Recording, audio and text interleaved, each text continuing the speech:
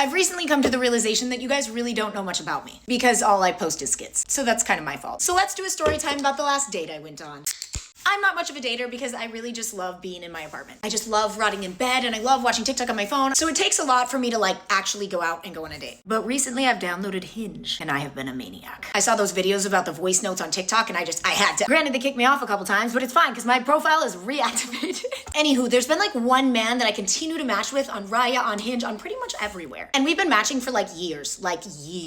Well, of course, the second my Hinge profile was reactivated, guess who slid into my little matchy DM? This man. We're gonna call him Tim. And no, his name is not Tim. But Tim decides to message me and invite me out on a date, which he's done many times before, but for some reason we just like never made it work. But this time, oh, we made it work. Tim asked me what kind of bars I'm into. I answered, I don't know because I don't really leave my house. So I say dive bar because that's like the only category of bar I know. Tim says, meet me at this location, this bar at 8 o'clock on Tuesday. And I say, see you there, Tim. Now I'm excited because, you know, we've been talking for a while. I haven't met Tim in person and we've never connected even though we've been talking for like 4 years? I don't even know, a long time. And the fun thing about Tim is he has like no social media, like none. This man is a ghost. And trust me, I'm one of those girls that's good at scouring the internet and finding like your mother's maiden name and her social security number. I could find nothing on Tim, nothing. So of course I walk into that bar going, please be cute, please be cute, please be cute. And there sits Tim, so flipping cute. Now I'm not much of a drinker, but for some reason that night, yeah, that night I was. Tim and I start talking and we're having a great time. And of course, we're slamming some drinks. We've been at this bar for like a couple of hours, just like yapping and talking and whatever. And Tim says, hey, do you want to go to this other bar? Because I'm not ready to end the night. A, don't tempt me with a good time, I'll go. So of course I go to the other bar with Tim. And there's a pool table and there's like a little record player thing where you like select the number and you play the song. We are just having the greatest time.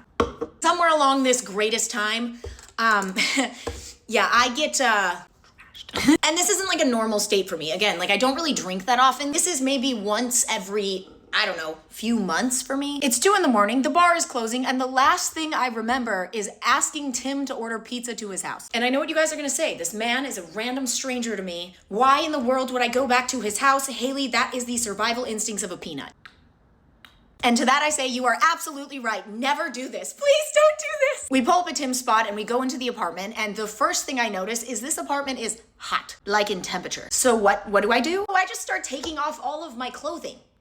Yeah, this is not typical for me. So I'm stripped down in my skivvies and Tim is just there holding a pizza. Now you would think at this moment that I would reconsider everything, maybe put back on my clothes, apologize, and leave Tim alone. Nope. I didn't do that. I tell Tim that I'm too intoxicated to eat the pizza by myself, so he needs to feed me. The last thing I remember is sitting on Tim's lap in my underwear as he's feeding me Little Caesar's pizza. This is a first date. So I wake up the next morning and I'm thinking, what did I do?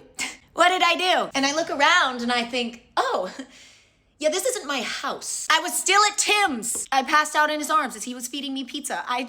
And I think I forgot to mention, it's a Wednesday now. So like Tim has work and so do I. I immediately apologize because I'm like, Tim, no, I swear, this isn't me. I don't know who took over my body last night. I'm so sorry. And I actually really liked Tim. I spring up, I gather my clothes, and I immediately walk to the door. Tim, being the gentleman he is, offers me sweatpants and a t-shirt so that I don't have to leave the house in, you know, my jeans from last night. So I give him a hug, I thank him for everything, and then I run out of that door. And no, nothing happened. I literally just fell asleep in his arms while he fed me pizza. You want to know the craziest part of all of this?